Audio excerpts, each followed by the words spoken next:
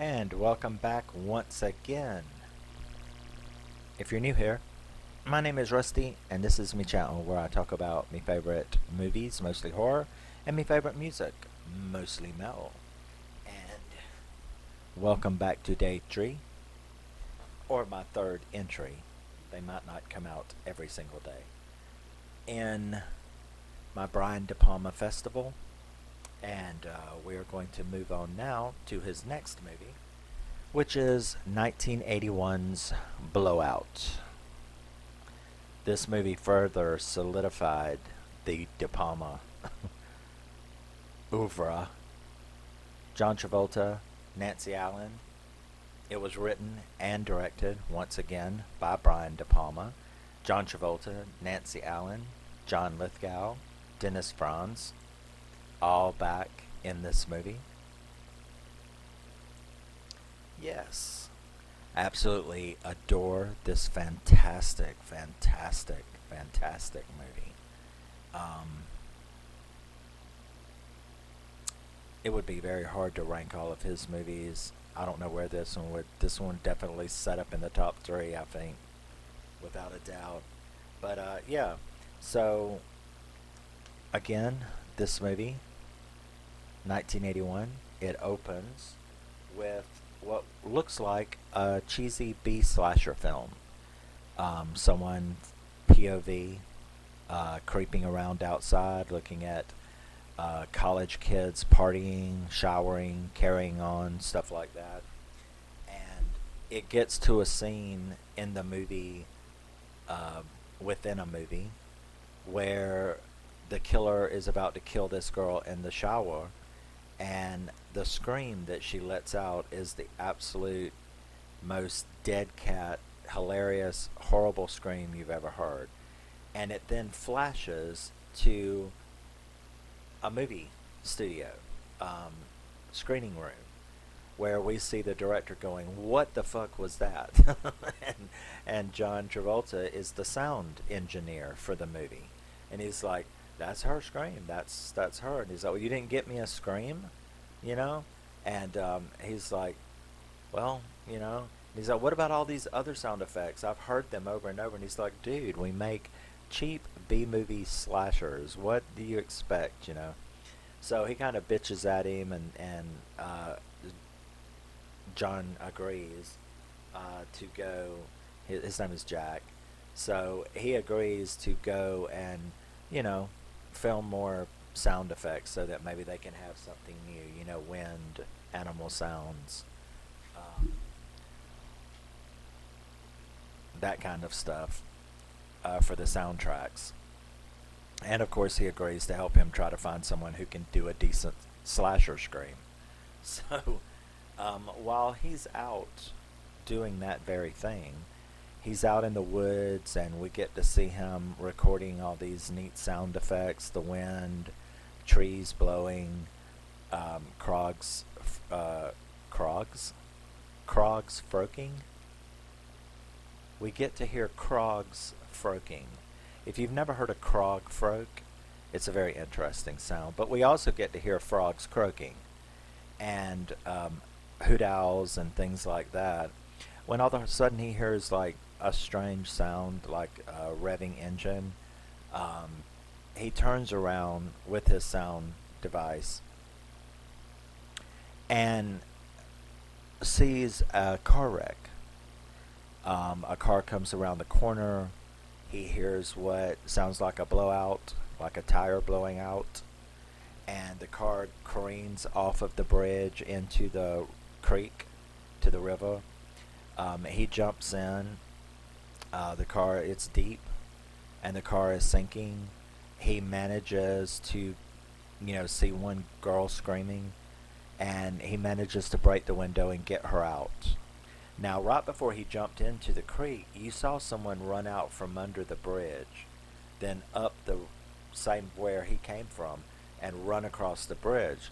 So you're kind of like, okay, I saw that. I don't know what it means, but I saw it. So he manages to get the girl out, and it's Nancy Allen. He tries to go back for the guy, but the car's too deep. It's gone. So You then end up at the hospital, where he is, talking to the detectives about what happened. Then some fancy business guy looking person comes in and is like, what went on, and who are you talking about, this girl? Now he sees all these press people coming in, and he sees lots of cops. There's lots of dibble around, and he wonders, okay, what's the big deal? I know it's terrible and all that, but it was just a car wreck, and I tried to save the guy, and I couldn't. And that's when he is informed that the person that was in that car was the guy running for governor. Was the governor. So he is then told, you can't talk about this girl. He's like, but she's right there. It's not like I can do anything about it. And the guy starts telling him, kind of pressuring him that, look, you can't ruin this guy's life. He's dead now. You know what I mean? He's dead. Is he the governor, or was he running for governor?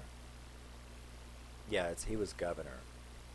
So he's convinced, and he agrees to. He's like, well, what about her?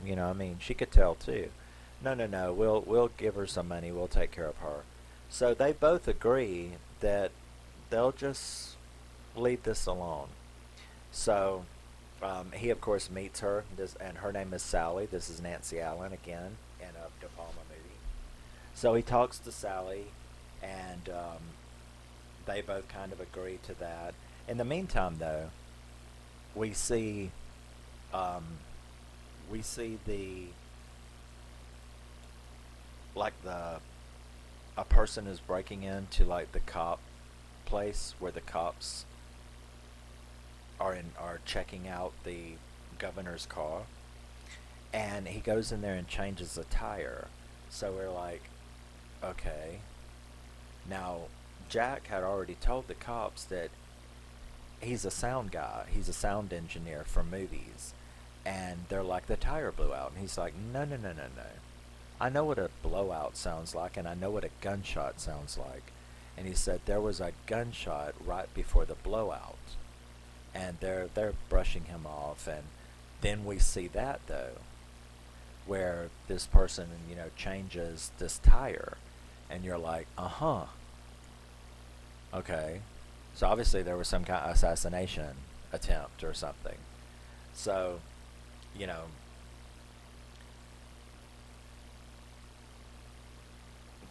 next thing you know, like a day or so goes by, and all of a sudden there's breaking news. And that is that a photographer had filmed the incident. So you had Jack with his sound equipment who had recorded the accident, and you had a photographer who had filmed the accident. Okay. So Jack, it gets really curious now, because he's like, if I could get that film and put it, because I'm telling you there was a gunshot. So he gets the magazine, the best magazine he could find with those pictures in it, and he cuts them all out, and he forms them and takes them, and he actually makes a film of the accident as pictured in this magazine. Now, he knows that if he could get the actual film, that he could prove, because even the pictures from the magazine proved that there was a gunshot. You saw the flare from the bushes that shot out that tire. So, they're like, okay. Now he wants that film really, really bad. So, he, meets Sally again. He's met her several times. And he starts telling her that something really strange is going on, that, some kind of crap is happening. Um, Once he, learned about this, he's telling her that he has to get a hold of this film. So, he ends up meeting with Sally and telling her about his former life. Because you see, she's going to take that money and get the hell out of Dodge. And he's trying to convince her to stay. Um, because he knows if he can get that film, that is what happens. So he ends up deciding to open up to her. Now we find out that prior to him being a sound engineer on films, he worked for the undercover cops. He was a cop. Or not a cop, but he worked in their IT department. And that he's the one who rigged all of the wires on undercover police officers. And that because of a screw up that he forgot, it wasn't like really his fault, but it was his specialty. And what happened was the wire that he had put on this guy with getting a corrupt official, the guy started sweating. And when he started sweating, it started shorting out the battery, which meant it was burning him. And he had to get out the car and go into a bathroom, but the people were suspicious and sent their thugs in there with him. And then when the cops did finally get there, he was hung by his wire from the bathroom stall. So it turns out that he was responsible for a police officer's death because of that. And that's when he decides, okay, I've told you everything, now would you please stay? So he convinces her to stay and convinces her that something's going on. And meanwhile, we see this hitman is looking for Sally. That's John Lithgow. Now, John Lithgow's character is looking for Sally, and he's looking for Jack, because he's got to clean up this mess. So it turns out, with phone calls, we find out that this was a political thing. However, it was not supposed to be a murder. What was supposed to happen was that the tire was going to get shot out. She was going to be caught in the car and photographed by the photographer, and that would ruin his career. That's all they wanted. The people who put this into play, they just wanted to ruin his career. So instead, he ends up dead, and they've got two witnesses. You know what I mean? They've got the girl in the car, and they've got Jack running his mouth, calling the news, telling them that there was a gunshot, assassination attempt, all of that. And this hitman wants them gone. So he comes up with this idea that he's just going to start killing women who look a little like Nancy Allen, Sally. He's going to start killing women, pretending to be a serial killer, so that when he kills her, it will look like she was just killed by this serial killer that's stalking the area. Now, the guy that he calls to tell him about that is like, "You're fucking nuts. None of this was ever supposed to happen anyway. Don't ever call me again." So John Lithgow is really a psycho. He is really psychotic, which is why he ended up, he's like a military nut. So he's like, he wants to be James Bond. So that's why he's doing all of this. So he's got to clean up his hitman mess that he has made, because they were all trying to going to blackmail the governor and get him to drop out of the race. So this is where we find out all of this, because Sally goes and sees the photographer. And that's when you learn that Sally was in on this. She was not innocent. Well, she's innocent of everything, but other than that, they weren't supposed to kill him. And so she, was going to help entrap this governor so that they could get what they wanted politically from him. Now, um, Jack finds out this as he's trying to track down this photographer because he wants that film. He finds out that they were working together. Now, of course, the hitman is still doing this crazy stuff. He is, which kind of what makes this movie a little bit slasher, is that he is actually murdering prostitutes, and their De Palma was doing the scenes like a slasher movie. So there are aspects of this movie that are a slasher movie, um, because he's killing these prostitutes to be the Liberty Bell killer. Because there's this giant festival that's fixing to take place in the next couple of days, sort of like Independence Day, and but it's called Liberty Day, and that's why there's so much activity in this city. So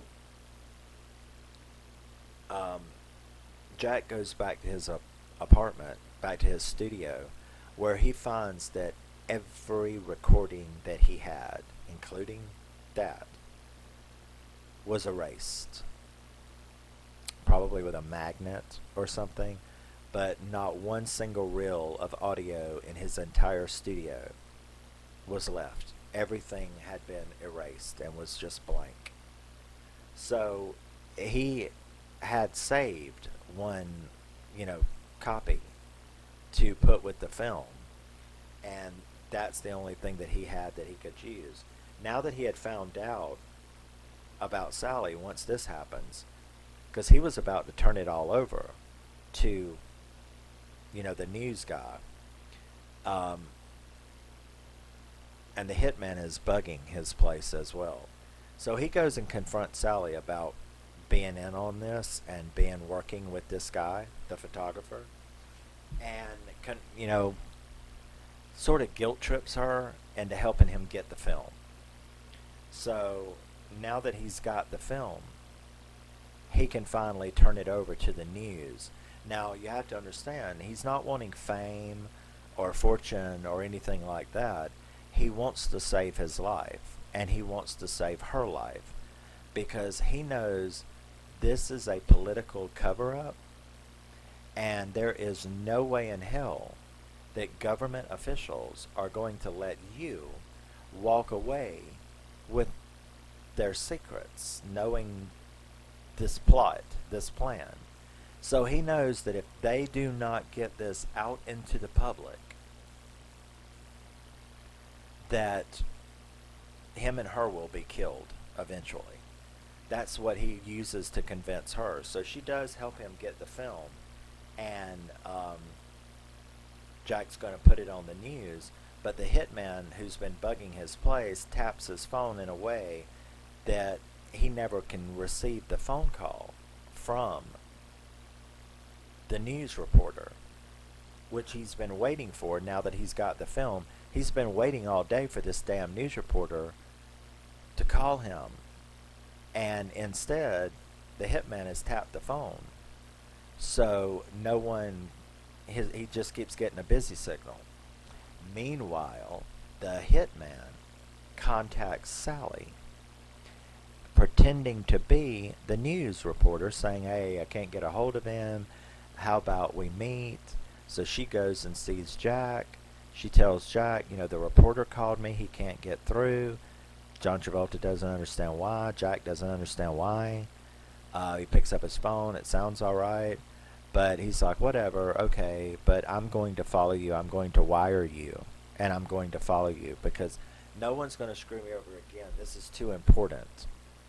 So she goes to meet with this news reporter to give him the film, and the audio, because it's the only one that he's got left. So after he had made a copy of it, he's going to go and do that and meet with, let her meet with the news reporter. So we get this huge, De Palma-esque chase scene where he realizes, because he knows what the news guy sounds like, and once he hears her meet him, and it's John Lithgow, it's the hitman, he can tell from the wire that that's not him. So he knows they're in deep shit, and you have, just like in Dress to Kill, you have this really wonderful De Palma-esque chase scene, where he keeps trying to find them, get, where did they go. John Lithgow is taking her to the Liberty Day parade, or the Liberty Day celebration, fireworks and all of that. So um, he manages to get there. He has a wreck and is knocked out for a few minutes, which gives them even more of a head start. But he gets out of the ambulance. He's still got the wire going, and he can hear her like going, "What are you doing?" Because once John Lithgow has her off somewhere, he takes the film and stuff and throws it into the river. And she's like, "What did you do that for?" You know what I mean? And then that's when she realizes that she is fucked. And he starts attacking her, and she starts running. And John, and Jack is hearing all of this. It's all being recorded. He's hearing all of this on the wire. And he can't locate them. Finally, in the big giant plaza, in front of the giant fireworks and stuff like that are all now going off, um, she is screaming at the top of this building, and he runs up there. She's being strangled and stuff like that. He runs up there right after she's dead. And this guy, this hitman, is fixing to do the MO of the serial killer. And instead, he runs up behind him, grabs his hand, and stabs him to death with it. So the hitman's dead. She's dead. No one knows about any of this. Very, very sad, very dramatic ending. And it's all over. As far as, in his mind, he knows that it's all over. He knows that she's dead. He feels terribly guilty and screwed up again, because here's another person that died wearing one of his wires. But he also, at the same time, knows that the danger to him is over as well. Well, first of all, the damn hitman's dead, right? So the news, they just report it as the serial killer was killed by his last victim. So it looked as though he was killing her, and she managed to stab him to death while he was strangling her, and they were both dead. So I guess Jack didn't want to take her final victory away from her. I mean, what could he do anyway? Go and tell the authorities what? Make himself a target again? So there wasn't really anything else he can do. And as a final gesture, I guess, he uses her scream in that scene in the movie, the shower scene, where the girl is getting stabbed in the movie that they are making. And the director is like, "Oh my God, that's the greatest scream that I've ever heard." And you, knowing the story, the look on John Travolta, the look on Jack's face as he is hearing the scream, "Oh my God, that was great, rewind it." And Jack is having to listen to the death scream, and at the same time knowing, hey, she finally made it to the movies, right? She's somebody. She's a Scream and a B horror movie slasher. But he knows that the scream is real and it's her death, and the look on his face is really heartbreaking. You can tell there's some PTSD coming from this shit. That's for sure. And that's how the movie ends. So, Blowout is another 10/10 to me, no doubt about it. Everything about this movie is atorific, as in 80s horrific. I love this movie. John Travolta is phenomenal. Nancy Allen is phenomenal. This is a phenomenal movie. John Lithgow, Dennis Franz, of course, is in there. Yeah, I absolutely adore this movie. I did find a Criteria Correct Collection Blu-ray of it that I think I'm going to grab. It's hard to find at a reasonable price, but it's worth it. I think I'd like to have the Blu-ray of this. It's one of those rare movies that's hard to get a hold of. I think it's something like 15 bucks it'll cost me to get a used one, like new Criterion collection of this movie. I don't know why Scream Factory or something hasn't made a release, but in any event, there it is. So, yes. Thank you for joining me for day 3. Tell me what you think about Blowout. Have you seen it? Do you like it? Do you want it? Do you want it like that? But I would definitely urge you to get it. Love you, miss you, bye. Always remember, never forget, you're a wonderful, special person. Don't let anyone ever tell you different. And I really mean it. I'll see you in the next one. Love you, miss you. Bye-bye.